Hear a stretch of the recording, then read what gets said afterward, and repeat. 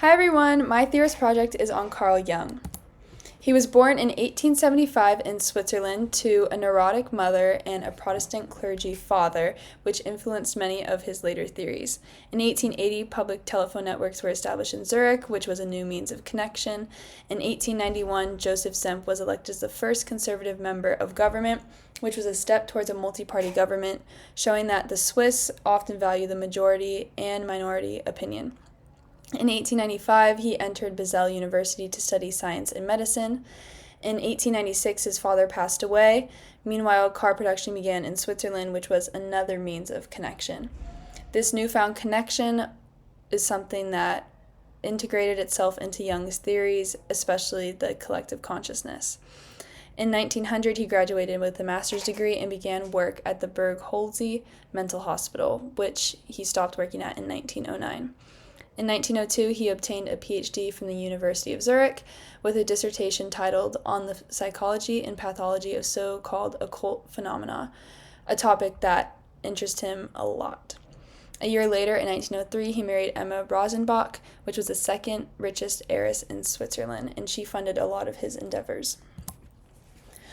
A theory of his that is still prevalent in society today is extroverts and introverts.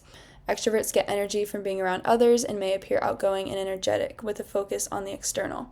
Introverts are the opposite, and they foster energy derived from time spent alone and may seem withdrawn and shy with an internal focus. His personal influences on this theory may stem from his retreat into himself due to his mother's neurotic influences, and that can introduce introversion into his life because he went towards his dreams and towards himself as a way of escaping what was around him.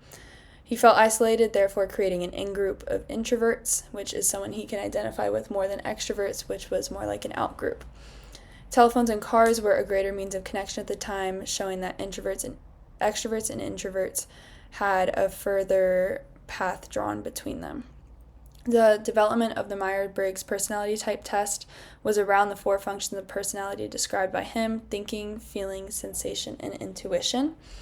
When extroversion and introversion is applied to these, there are 16 types. In 1906, he initiated correspondence with Freud, and a year later, he met Freud in Vienna. In 1909, he resigned from Berg-Holze, as mentioned before, visited the U.S. with Freud, and opened a private psychoanalysis practice, which is something to note because psychoanalysis was brought up by Freud. In 1910, he was elected the president of the International Psychoanalysis Association, but in 1912 he declared scientific independence from Freud, and a year later resigned as president and broke from Freud, showing that his theories were suddenly paved along a different path that was not Freud's psychoanalytic path.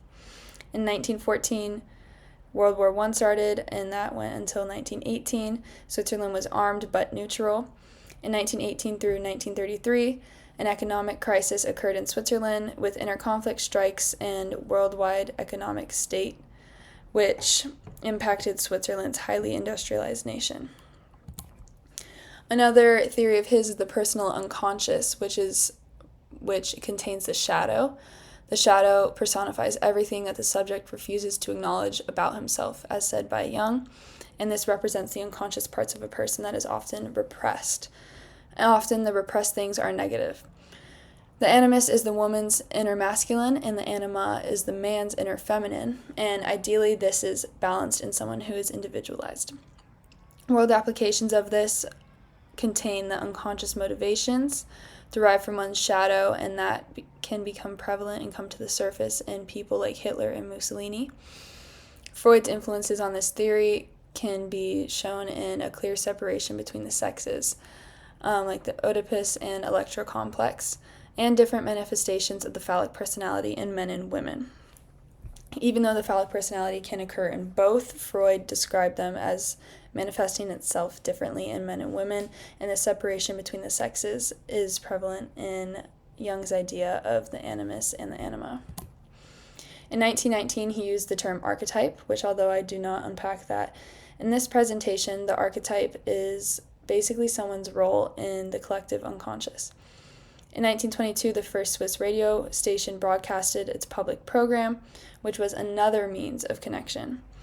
In 1933 through 1939, Hitler was in Germany and seen as a danger to Switzerland, which accepted thousands of German refugees. In 1939 through 1945, World War II occurred, and neutral Switzerland was surrounded by fascist troops from Germany, Austria, and Italy. In 1945 throughout 1957, he published many articles, essays, and books, which shows he was highly productive even towards the end of his life. In 1948, in the midst of this all, the founding of the Carl Jung Institute occurred in Zurich, and in 1961, he passed away in his home at 85 years old. Individuation is the process of reaching fulfillment. You can do this via confronting the unconscious, dethroning the persona, which is the part of yourself that you present to society and may not represent your actual self. You can accept your dark side, which includes the shadow. You can accept your anima and animus and create a balance between those, which helps to transcend. Integrating all parts of the conscious and unconscious is how to reach fulfillment and become individualized. World influences that impact this theory and their application can be refugees of the war. Totally accepting yourself is a way of helping yourself deal with external factors that impact your life more. In addition, his Protestant pastor father could have instilled the idea of transcending one's own humanity to becoming more godlike, and this could have integrated its way into the idea of individuation. To end, here is a quote from Jung himself: "Until you make the unconscious conscious, it will direct your life, and you will call it fate." Here are my references. Thank you so much for listening. Have a good night. Bye-bye.